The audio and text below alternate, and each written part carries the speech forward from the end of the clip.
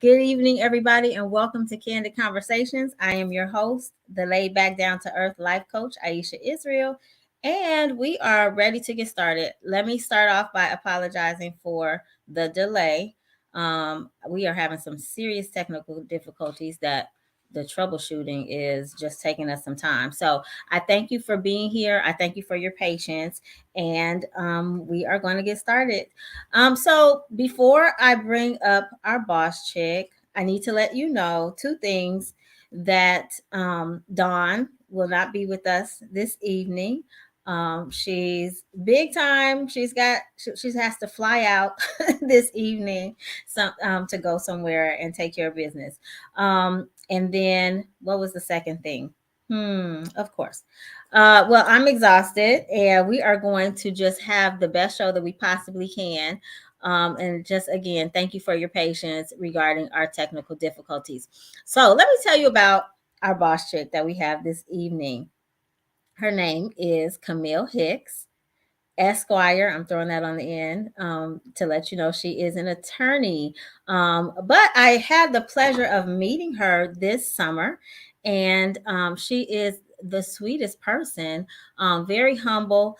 And I loved hearing her stories about her being an attorney. So I thought it would be awesome to bring her on the show and share her experience, share her journey. And then also, if you have some brief legal questions, because it's not the entire hour. We're not going to take up all of her time. But if you have any questions regarding legal things, I think that I can start the questions. And then if you have some, you can chime in. But if you are there watching, please let us know that you're here. And without further ado, I'm going to bring up our boss.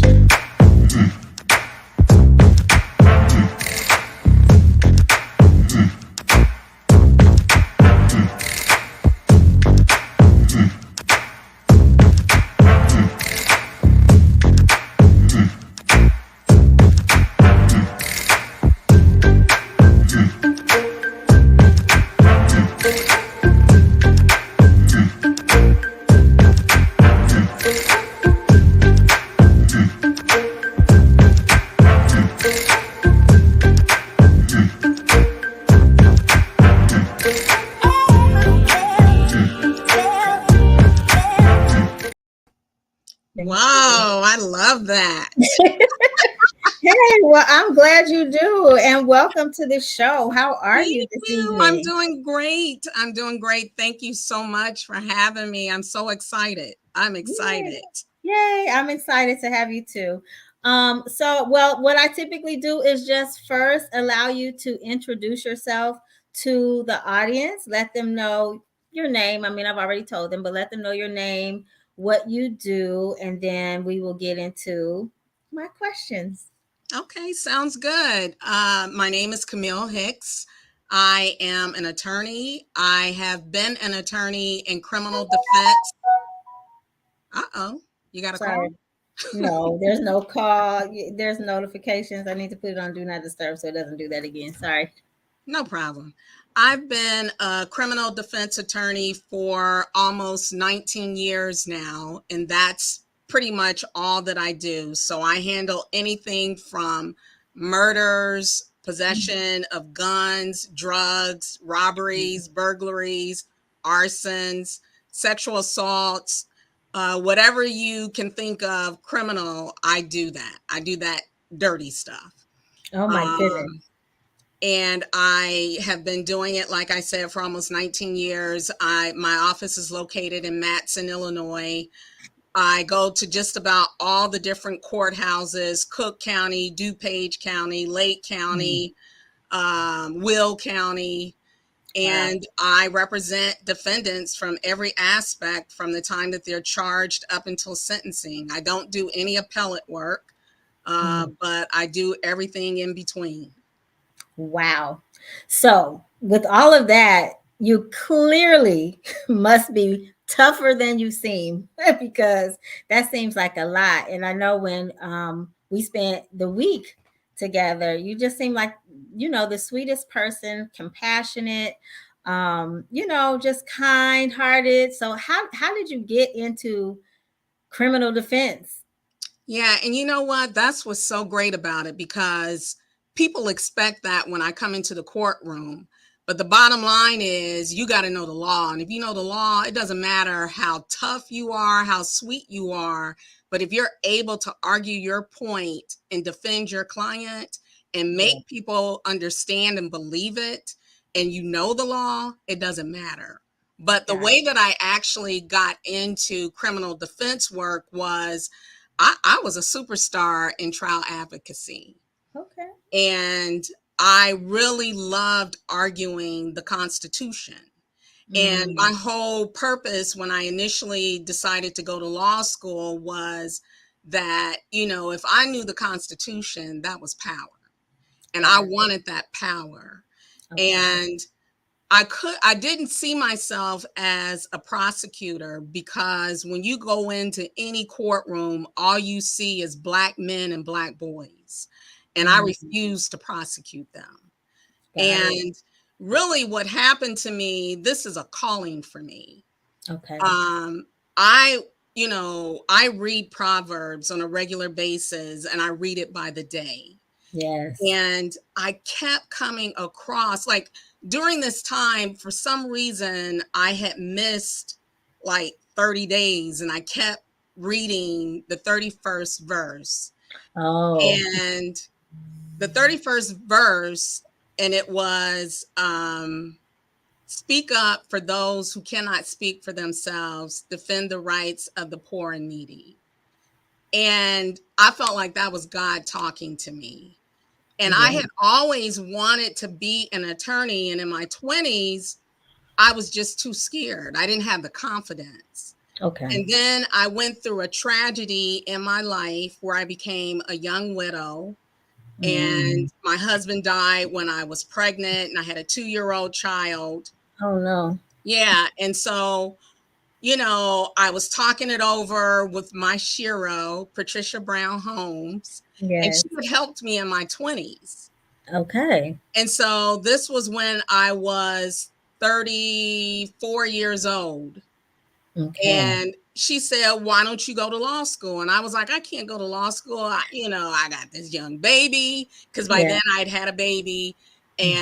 And my son was, let me see, they were 2 and 4. Oh, And wow. so she said, "You can do it." And Okay. she convinced me. And then with the Proverbs, I just felt like, okay, this is my calling. Yes. And I applied and I got into law school. So that's how it all came about. Okay. Wow. Well, apparently 19 years later, with Yes. and when we forgot to mention, you own your own law firm. So you're not Yes. just I came straight out of law school, because by the time I finished law school, I was 40, and there was no way I was going to work for anybody. So I came straight out of law school, and I've been in my own practice ever since. I hung up my shingles, and I've been in my own practice ever since. I love it. So now, because I have obviously with the Boss Chick segment, I have a lot of entrepreneurs that come on the show, and a lot of them talk about the the freedom that they experience being an entrepreneur, but also the the toughness that you Yes. have to be able to navigate your own business and all of, if there's any, but most of the time there is some type of red tape. So a lot of times people who are going to a 9 to 5 and maybe they're not getting along with their boss are like, I just want to work for myself, but they don't realize that at some point you always answer to someone. But where's that line between freedom? You know what I mean? Like how does that feel? How can you articulate that for me? Well, I will say this, you're always working. I mean, I chose for myself, I didn't want to have a big firm. Okay. I wanted a small small shop where it didn't take me away from my kids when they were growing up. Okay. This job, and that's the other reason why I chose criminal defense, because all I had to do was go to court, argue, and come back home. And I could Oh. come back home at any time. It wasn't paper intensive, where I Oh. was glued to paper all the time and had to make filings and things like that. So I was always there for my kids. But I will say that for me, because of that, I am always working. I remember when, my mom passed away and I was sitting in the hospital room trying to get people to cover my cases. That's the kind of stuff that you have to go through when you don't have, if you work for somebody, you just call your employer and that's it. Right. But, and that was not the first time. But I will say that I have to answer to my clients.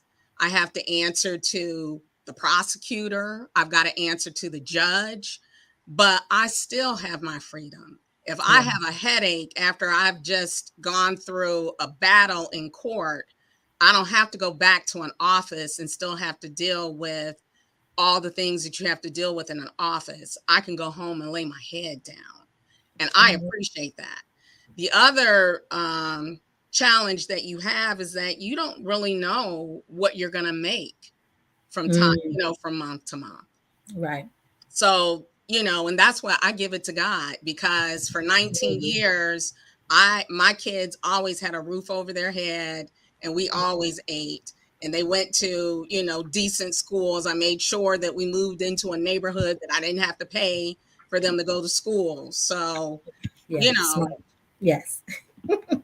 Well, good. So you've made some wise choices. What speaks to me is that whole you go to work, you do your job, and then you go home and you don't have to, because just in education, that's tough. It's tough to not take your work home. And the older I get, I'm more and more determined to leave my work at work as much as I can. But again, I still have to follow other people's rules. But that's why I have the show. That's why I have my other businesses, so I can experience some type of autonomy in my life where I can relax, because I feel like when it's your calling, like you say, if it's something that you're supposed to be doing, even though you're working all the time, it just doesn't feel like it. Like, it is my peace when I'm calling boss chicks and listening to their story, or connecting them with somebody that's going to take them to the next level or something like that. Like, I get joy and peace from that. Absolutely. So, even though I could be working really, really late or, through my weekend, it just doesn't feel like a lot of work. Now, I have some questions for you that were given to me, because I did say I was going to have a criminal defense attorney on the show. So there are some questions. So, and this might seem really, well, I'm not going to judge the question, but it says, what do you do when you're pulled over by the police? What is the right thing to do when you're pulled over by the police, whether it's a traffic stop or whatever? Like, how, because we've had, just a lot of trouble with that. Okay. Well, this is what I'll say, that the majority of my clients are either cases that involve possession of drugs, DUIs, and possession of weapons. So what I will say first, because especially people who are in their 40s and 50s, a lot of people in their 50s don't even know what the Uber app or the Lyft app, how to even get to an Uber or Lyft app. So a lot of times they're coming from parties and they may have had something to drink and they don't believe that they are impaired, but they make a traffic violation where they say it's a traffic violation and they're pulled over. Right. So in those instances, what I tell my clients, and I tell people who have not been pulled over prior, that you should cooperate with the police, but you should not cooperate with the field sobriety test, which means that if the police says, hey, we want your license and your insurance, you provide that for them. If they ask you to get out the car, get out of the car. Just get out of the car. Okay.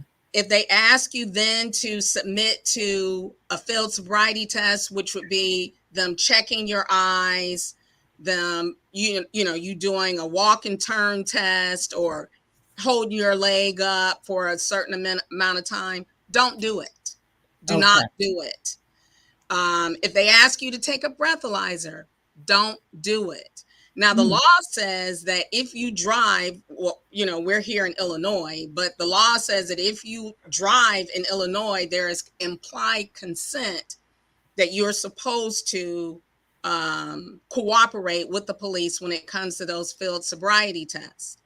Oh. But here's what I have learned in the 19 years that I have practiced this, and I hope people are listening. Okay. If you say no, it doesn't matter, because if they pull you over and they suspect that you have been drinking, they are going to arrest you. Okay. And I have not had one case in which someone has been pulled over and the police suspected them of drinking, Mm-hmm. and they have not been arrested. Oh, so wow. if they're going to arrest you, they're going to arrest you whether you take that field sobriety test or not. And the reason why I'm telling you don't take it is because if you don't take it, then they don't have the evidence. So they'll arrest you and say, you got a DUI, but now they've got to prove once you get in court beyond a reasonable doubt that you were impaired. If you don't give them the breathalyzer that shows that you might have been over that legal limit of here in Illinois, which is 0.08, or you take the field sobriety test, which they do video, show that, right, and they have no evidence. So don't let them arrest you with the evidence. If they're going to arrest you without any evidence. Now, the other concern I have, and the other issue in terms of people being pulled over, is that people who smoke weed or cannabis. Okay. So most of my gun cases come from police officers who say that someone has violated, had a traffic violation, and they pull them over and then they smell weed. Now, before September, police officers could then search the car if they smell weed, because then they're searching for illegal drugs. Okay. Well, in September of this year, the appellate court in Illinois said that police officers could no longer search a car based on the smell of weed. It's People versus Stribling. And so now well, first of all, let me just say this. Don't smoke weed in your car. That's number one. Because it's just like DUI. You can't drink alcohol in your car, so don't smoke weed in your car. Right. But if I don't know what this strand of cannabis is these days, but it can stay in your car or whatever forever. And it does not mean that you are impaired. So the police have to have more than just the smell of weed in order to pull you over. In order to search your car. Okay. So those are the two things. But more than anything, if you just get pulled over for a traffic stop, just give them your insurance, your driver's license, cooperate with them. Do not, if they start asking you questions like where you're coming from or whatever, just say you want to speak to your attorney, but at least give them your identifying information. And the time to battle is not there at the stop. The time to battle is when you have been released from that police station and you are in contact with your attorney. Do not give them more. Okay. I think that's some very valuable information. And I'm glad you mentioned about why they, that rule or that law changed about them being able to search the car based on just the smell of weed. I was not aware that had changed, but I think that's important for people to know. But now let's just say that it still happens. So let's say somebody pulls somebody over, they smell weed, and they still proceed to search the car. Is that the time to say, in September they passed this law? No, because they are still doing it. They are still doing it. Okay. So I am now filing motions for clients who have been pulled over since weed has become legal, because weed is no longer considered a contraband. It's legal. Right. So just like someone smells alcohol doesn't necessarily mean that you're impaired. I can drink a glass of wine and smell a strong odor of alcohol and not be impaired.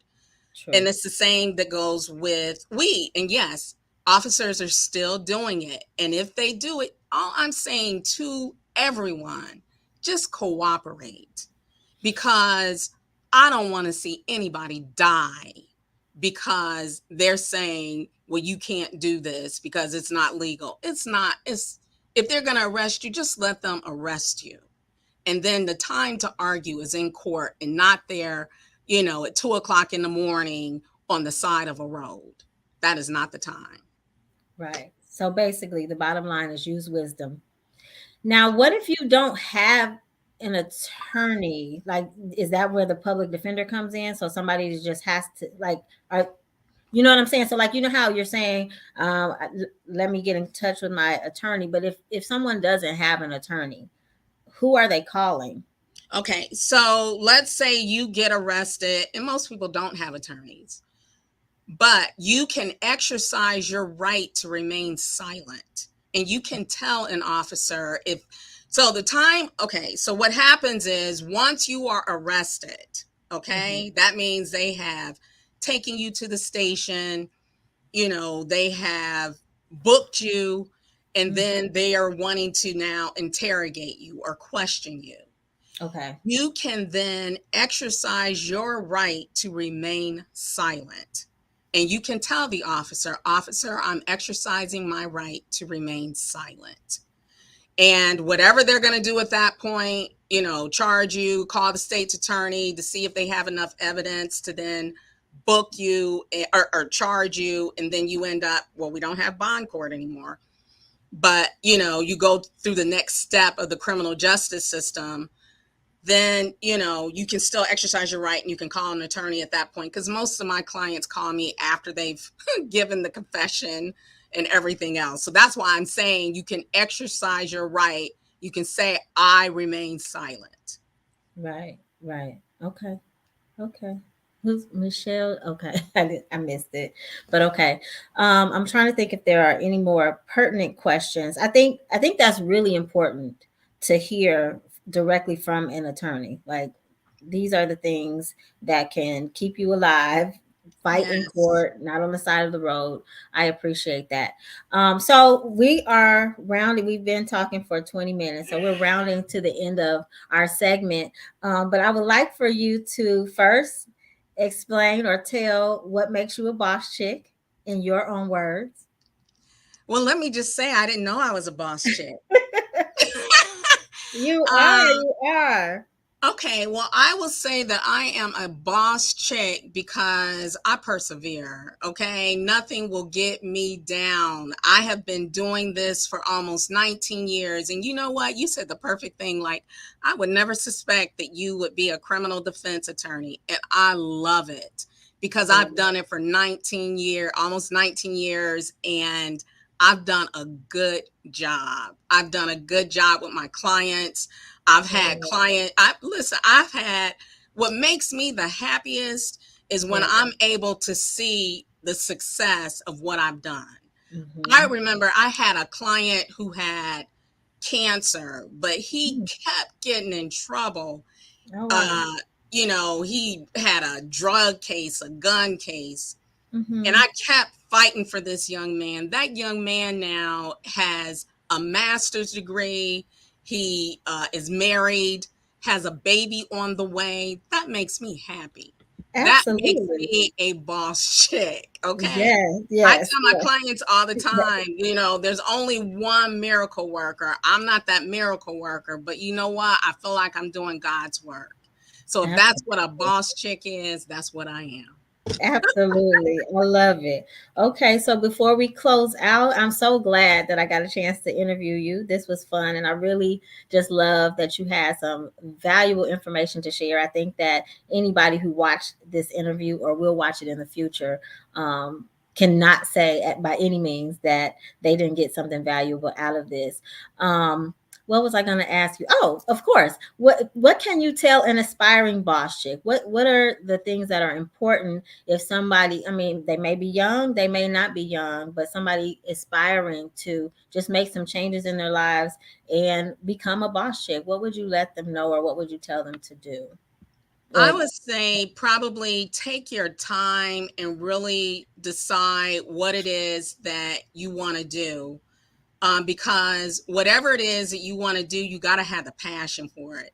If you don't have the passion for it, that means, staying up late at night sometimes. As I said, I was working during the time my mom passed away. That's yeah, insanity. But what I'm saying to you is you got to have that passion and you got to have the determination and the perseverance, because it is not easy and it's not going to be peaches and cream all the time. And you got to stay prayed up. yes, Just stay prayed ma'am. up. Yes. Well, thank you for all of that. Thank you for those golden nuggets. And I need you to let people know how they can get in touch. Are you accepting any new clients? Oh, always. I'm Oh, okay. always accepting new clients. Okay. Well, can you leave your contact information so that if anybody wants to get in contact with you, they can? And I should leave that in the chat here. You can say it on screen and we can leave it in the chat Oh, later. okay. Yeah, I am located. Well, you can Google me. It's CamilleHicksLaw.com. Okay. I am located at 4749 Lincoln Mall Drive in Matson, Illinois, Suite 202. And you can also find me on Facebook. Awesome. Well, thank you so much for joining us for the Boss Chick interview. And I would love for you to stay and come back later after our spotlight and have some girl talk with us if you have time. Okay, sounds good. Yay. Okay. All right. So thank you so much. And everyone else, thank you for watching. Please stay on because next up is our spotlight on education with Miss Vanessa.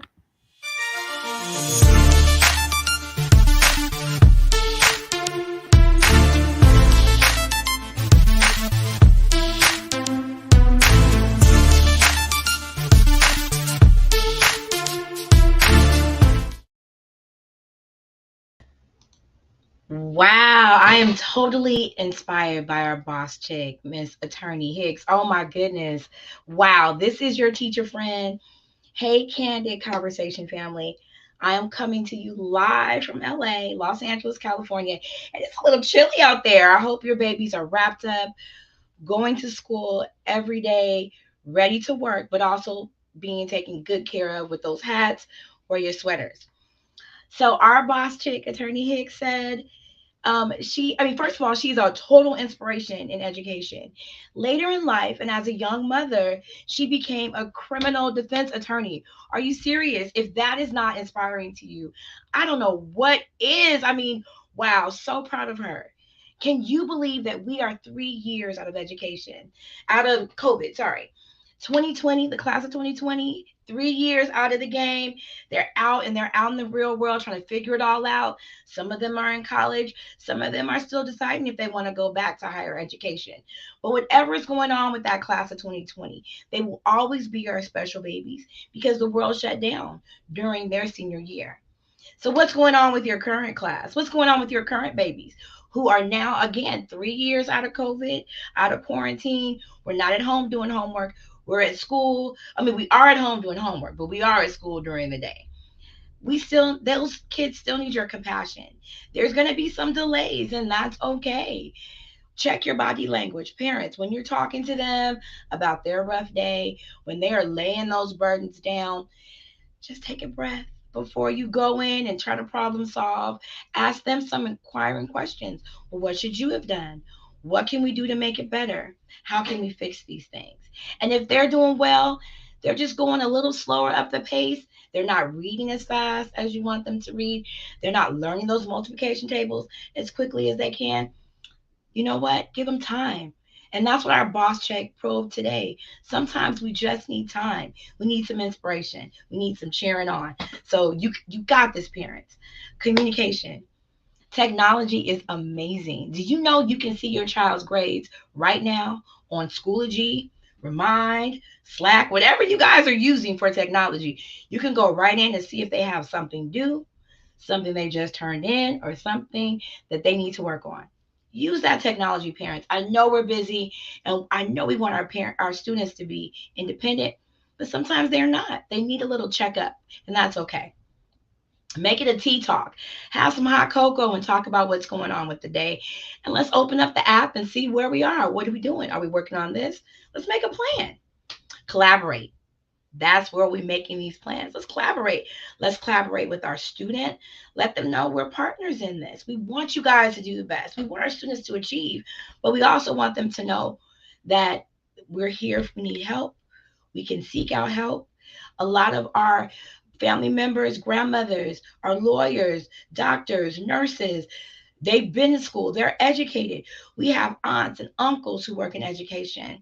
And we have friends who are in sororities who have programs that are ready for your student. Even fraternity members, these fraternities have amazing programs. So collaborate. It takes a village to raise a child. And last but not least, counseling. Do you know that your school offers tutoring? I guarantee you they do. And if your student is high achieving, the public library, your local library, those museums around, there are enrichment programs all around us. Use your resources, use what's in your community. That's all from me, your teacher friend in California. Talk to you later. Candid Conversation. First and foremost, you need to have your wine.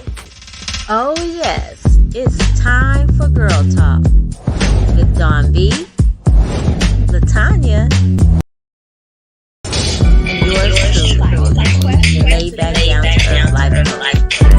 All right, ladies, it's time to decide. Would you like a question, a scenario, or a personal?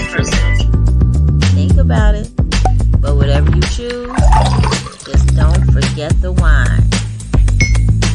All right, now it's time to get this conversation started. Oh, can we see everybody? Somebody's not here. Oh, I don't see our lawyer.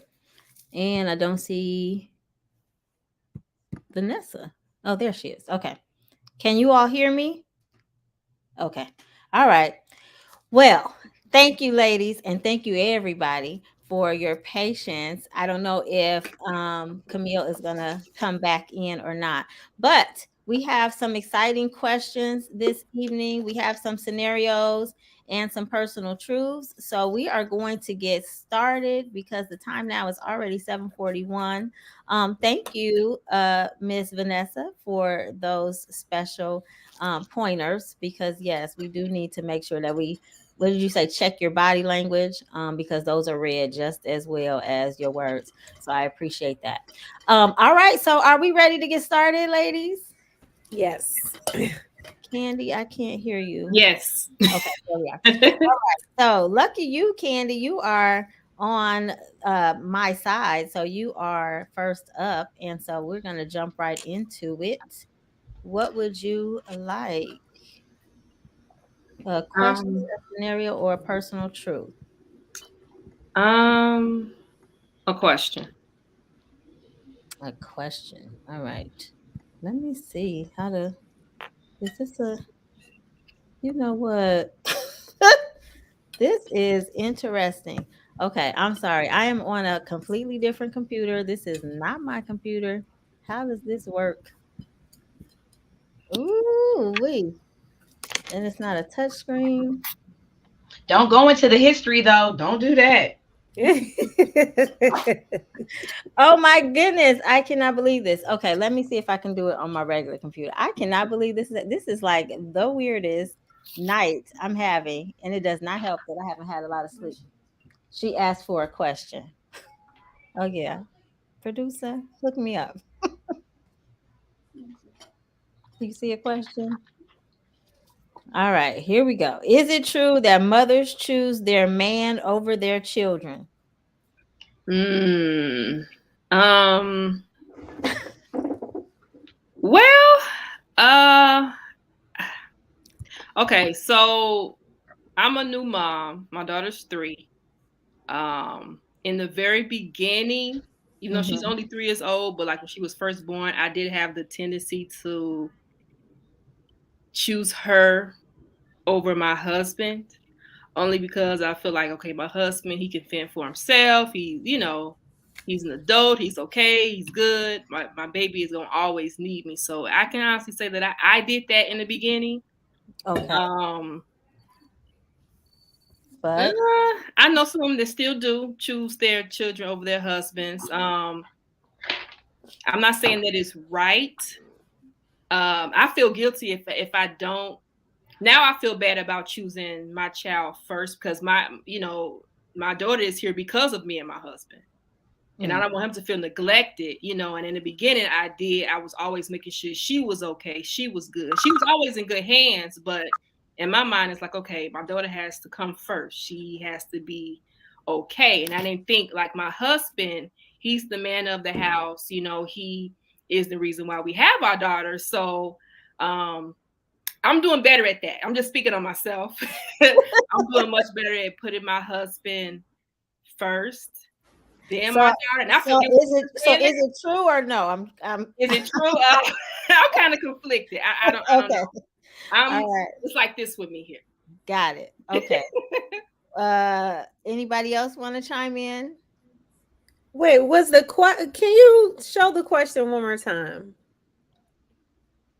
Can you? Mm-hmm. Do you see it? Oh, their man over their children. See, that says something though. Like I'm picking. You got to pick. Like it's just situational. Like when it comes to feeding the baby, a newborn, I have to feed the newborn. My husband will be okay.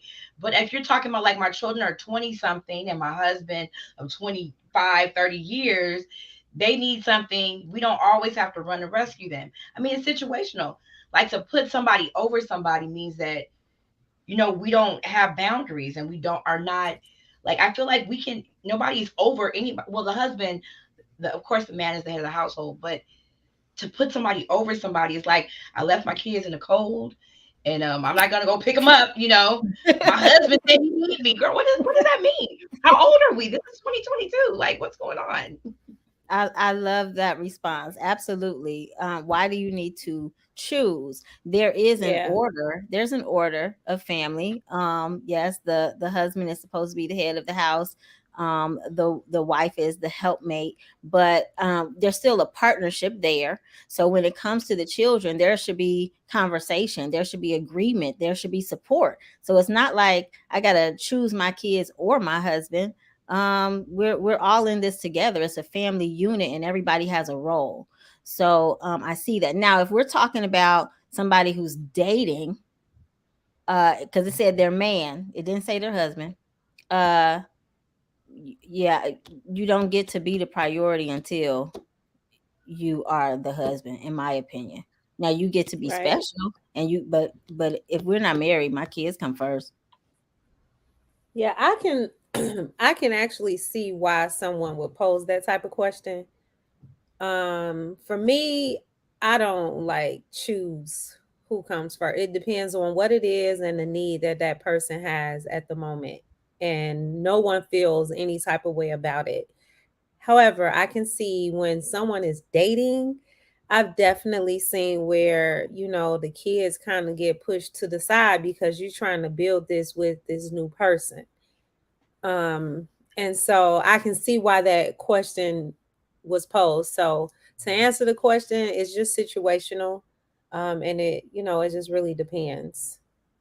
It's interesting that you say that because I was getting ready to make a reference and then I remember. So last week, what's today? Today is Monday. Last week, Tuesday, my family and we went to go see a movie premiere that you guys know Maisha, who has been a guest co-host on the show before. She's in this movie. So we went to go see her movie premiere. And that's kind of something that happens in there. So I don't want to say too much because she said the movie's not going to come out for a few months or whatever. So, but yeah, something like that happens where the woman who's dating a man, she like totally I felt like she forgot about her kids. I was sitting next to Maya, like, she gonna say anything about her kids? Like, she gonna check on her kids? She gonna ask about her kids?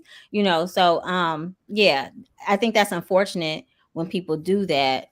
And even more unfortunate if you're dating somebody who expects that. True story. Yeah. That's very true. Yeah, I can definitely agree. Yeah. If Don was here, she would make a joke, but Right. And I don't but have any yeah. jokes. No, when you're dating somebody, no, no, no. Like your responsibility is to those children because that situation comes first. And then you're dating somebody and you just kind of push them to the side because you're trying to go out to be with your man. I don't know. That's a little no, you're a mother first. In this case, they will grow up. They won't always be babies or young teenagers that need supervision. They're gonna grow up. They'll be gone. You can Agreed. get your groove back then. Agreed. All right, cool.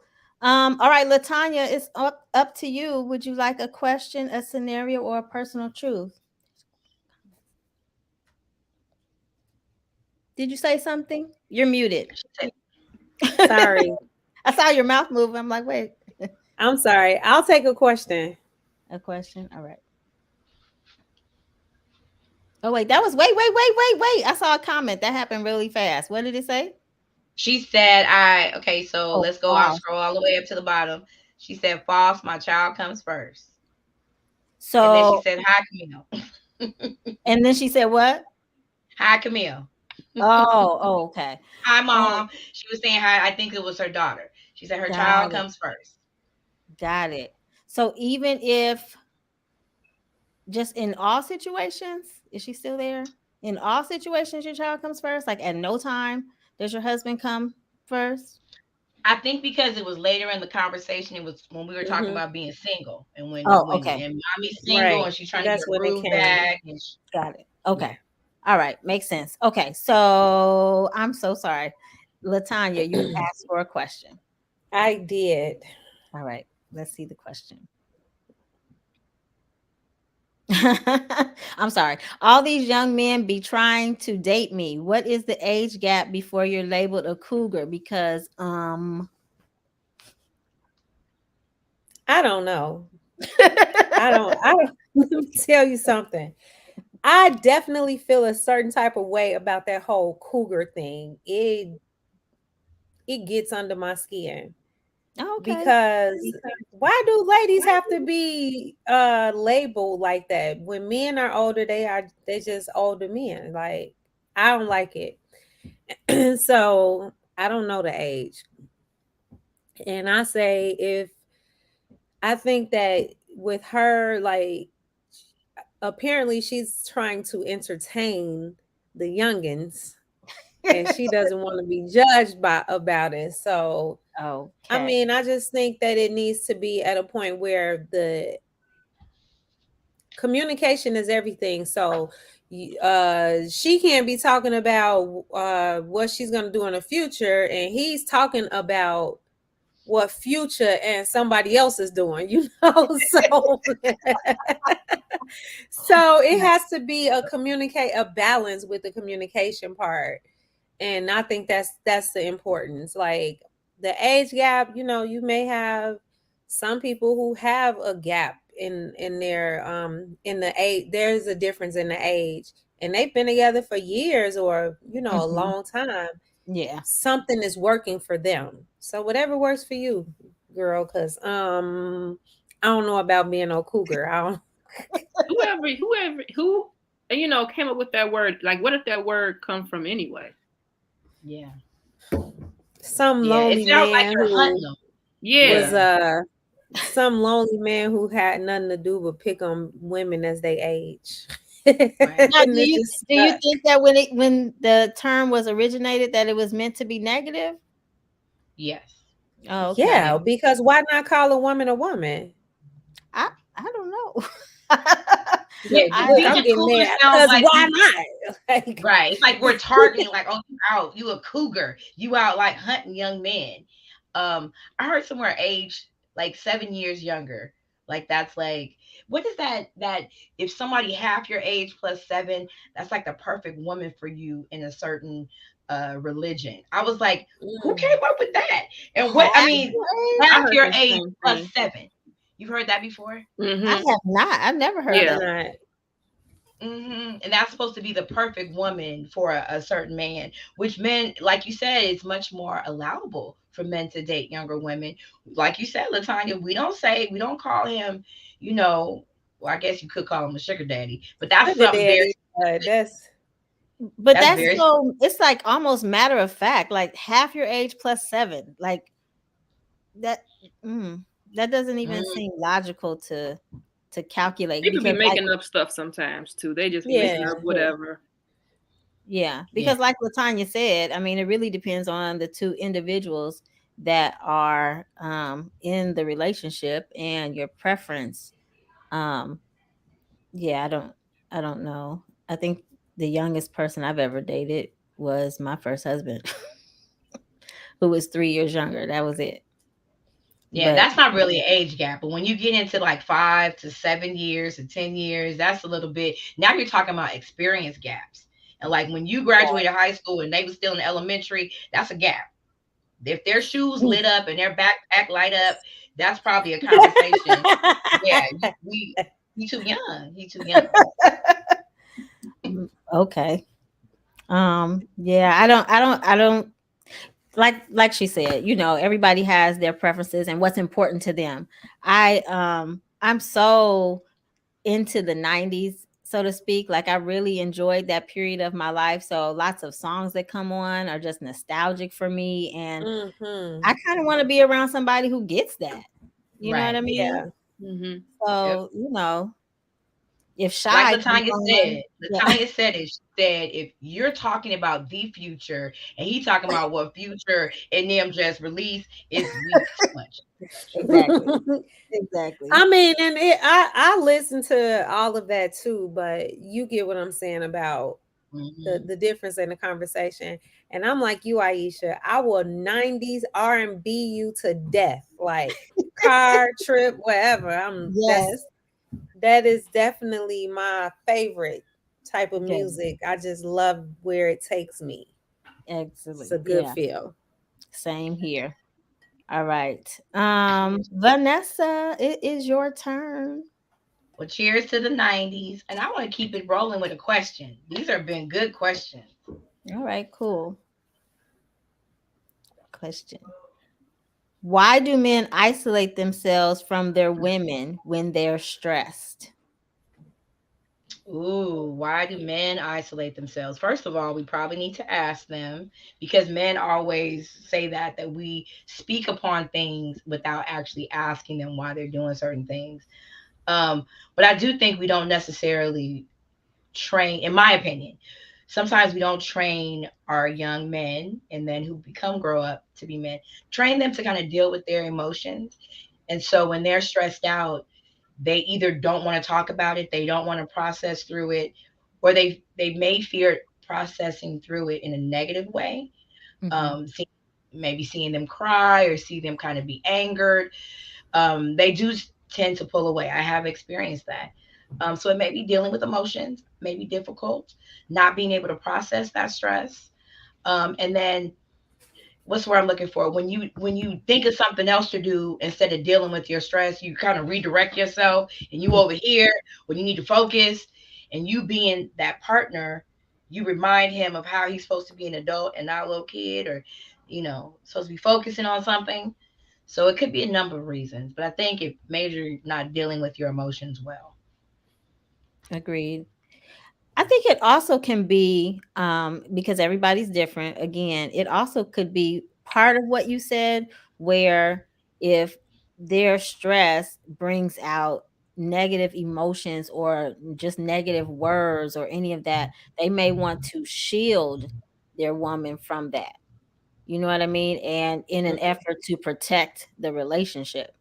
Like if they know stress just makes them like nasty, you know what I mean? Like they just say mean things or whatever. They, uh, I'm cool. Isolate yourself.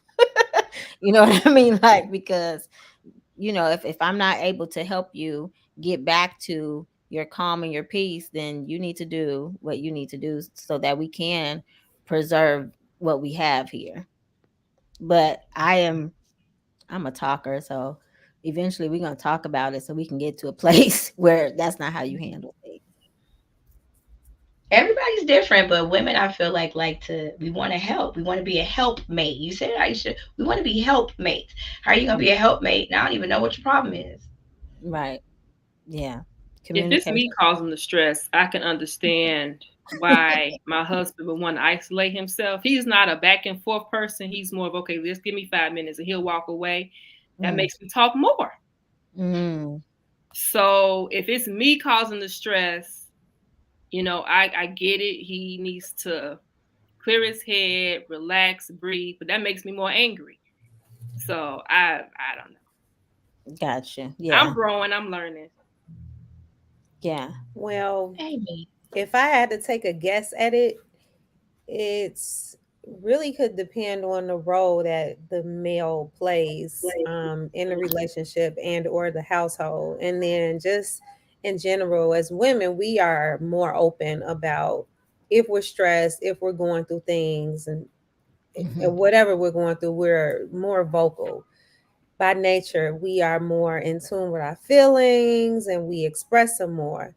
For men, like if a man is going through a stressful period, because he is the person that should be the strength for the household or for the woman that he's around, I can see why he would, disappear. But I'm gonna need the people who submit these questions to understand that there are women on this show. So we don't really know. We cannot answer for a man. Like, look, especially the fact that they go away when they're stressed. Like, we don't even know when they stress, nothing. So now y'all asking us these questions. We don't know. True. We can only speculate. But I do know when my husband and I first were married, like he would have like his whole face would wince up and his tone would be sharp. And I'd be like, why are you angry? And he'd be like, I'm not angry. And I'm like, well, what emotion is that then? You know what I mean? Like, I need you to, if it's not anger, what is it? Because I only do that when I'm angry. And most of the people I interact with, they only do that when they're angry. So I kind of need to know what that is you're feeling. And it took us some time to get there. But yeah, we don't know what a man is going through on the inside unless they actually tell us. So maybe one day we'll have men on the show to answer these specific questions. And sometimes they want to gaslight you about it too. Like they're feeling some kind of way. No, I'm not. Yeah, you are. No, I'm not. Yeah, okay, well, fine. You're not. So then your heart attack came. So yeah. Right. All right. Whose turn is it? Vanessa? No, that was mine. So it's my turn. Okay, and everybody shows a question. All right. Yes. Let's it's 53 minutes in. Okay, let's do a scenario.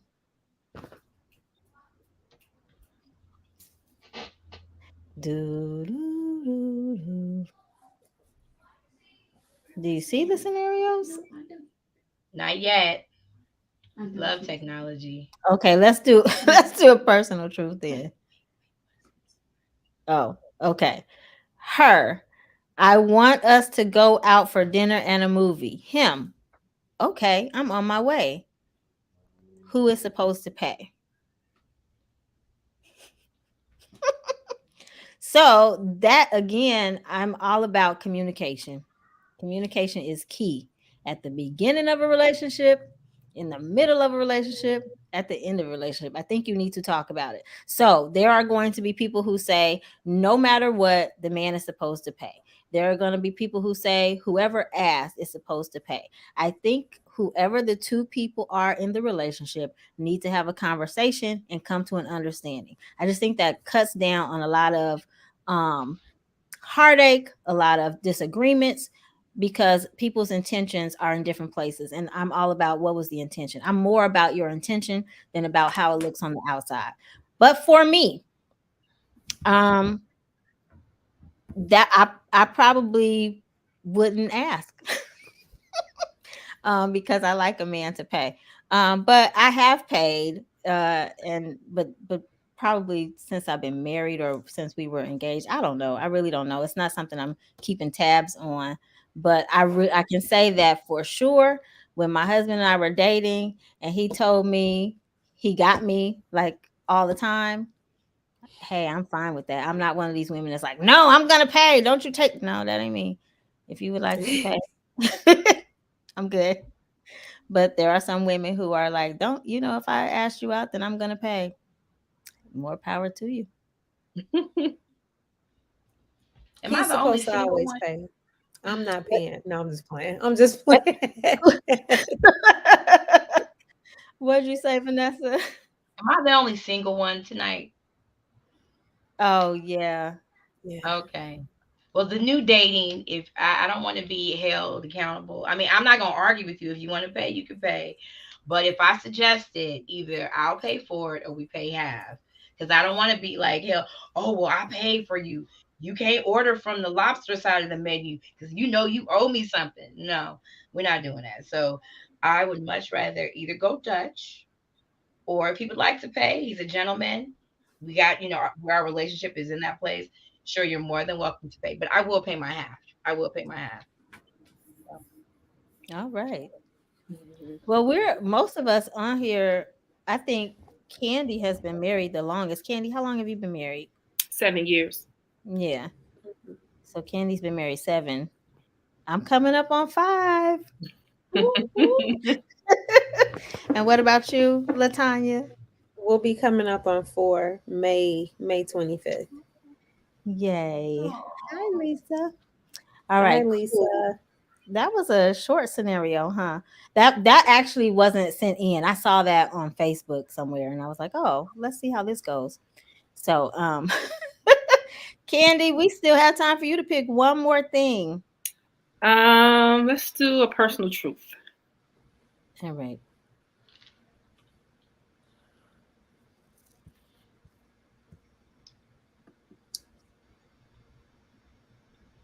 What is the most important thing in a relationship? Good one.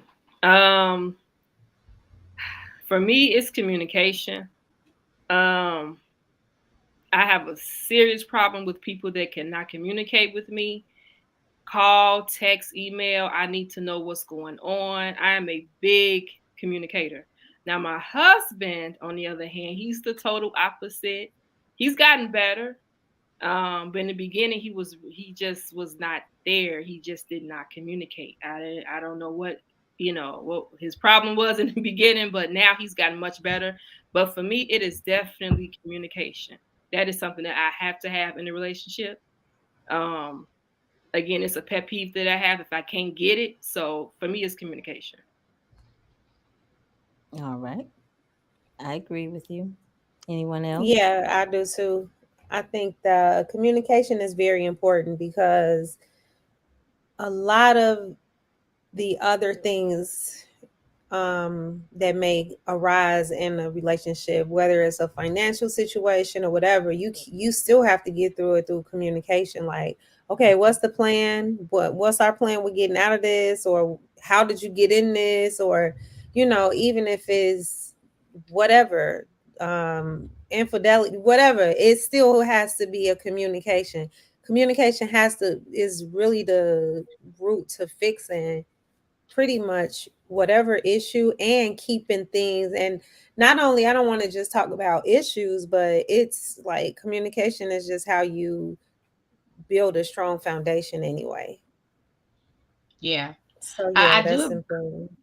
Yeah, I Mm-hmm. do agree about communication, but I do think we need to come from a place of compassion and understanding, because you can be talking me to death and not hearing anything I just said. So we got to have some compassion in our communication, some collaboration, and some counseling, because I feel like sometimes men don't like when you're right. They're going to move the goalpost. Well, that's not what we even talk about. No, that's what we're talking about. Let's stay right here. And I don't want to talk you to death. I want to have some compassion and some understanding. Like, you understand where I'm coming from. I understand where you're coming from. Because, lies are a part of communication too. I don't want you to be lying to me. Could just get me out your face. Oh, well, yeah. It's not. So I want some compassion and some collaboration in that communication. Yeah, I agree. I agree with all of you. I think communication is absolutely essential and it covers so many things. I think Mhm. depending on how you communicate, that affects the level of trust. I think depending on how you communicate, it affects the level of respect. I think depending on how you communicate, it affects the love. If you disrespect somebody, if you lie to them, if you so many different things, if you just talk rudely to them regularly, that can affect so many things. Now, I will tell you, I'm quick to say I believe that honesty and trust are the most important things in a relationship, but I think that communication affects those things. So, but I do not think that you can really have a valuable relationship without trust. Trust is everything to me. Mm-hmm. Once that's violated, it's very hard to bounce back. Not saying that it's impossible. Lots of people choose to stay and repair, but it's so difficult once that trust is gone. And then it makes you question a lot of things. Like once you start Everything. lying, then like, is this even a real thing that we have here? So I those things are important to me. Mm-hmm. Yes, I yes. agree. All right. Well, You guys are a wonderful way to have a Monday. Oh my God, boss chicks and talking to y'all. This was a great Monday. Thank you, ladies. Well, look, check this out. Because of all the technical difficulties, I don't know if you all noticed, but I didn't have any wine. Girl, I drank mine. I spent so much time trying to figure out which computer I was going to be coming from. And of course, after this, I still need to figure out what's going on with my main computer. But I thank you, ladies, for being here. And don't go anywhere, but we're getting ready to close out. Okay. Next week is our last week. Next week is the season finale. So for those of you who are watching tonight, come on back for the season finale. We do not have a scheduled boss chick, so check in for whatever surprise is coming up next week. All right, I'm ready to close out. The outro, Mr. Producer.